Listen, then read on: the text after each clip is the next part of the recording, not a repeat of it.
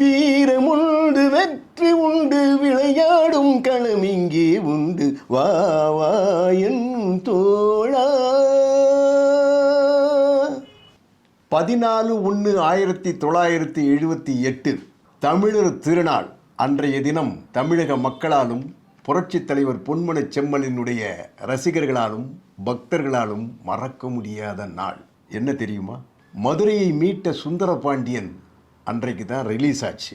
அதில் இன்னொரு விசேஷம் என்னன்னு கேட்டிங்கன்னா, நமது பொன்மன செம்மல் புரட்சித் தலைவர் எம்ஜிஆர் அவர்கள் தமிழகத்தின் முதலமைச்சராகி 6 மாதங்களுக்கு பிறகுதான் இந்த திரைப்படம் வெளிவந்தது.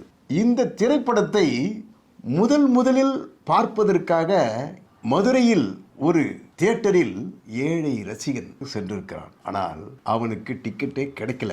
நமக்கு கொடுத்து வச்சது அவ்வளவுதான் அப்படின்னு சொல்லி யோசிக்கிறான். கையில் ₹1 வச்சுக்கிட்டு இருக்கான். எதிர பார்த்தா தமிழ்நாடு அரசு பரிசு சீட்டு விற்றுக்கிட்டு இருக்காங்க.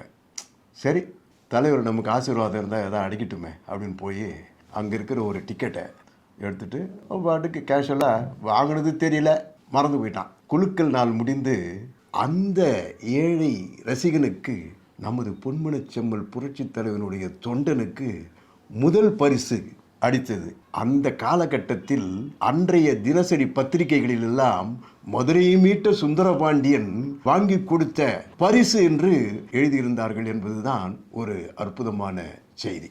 அடுத்த பதிவில் சந்திக்கலாம். நன்றி, வணக்கம்.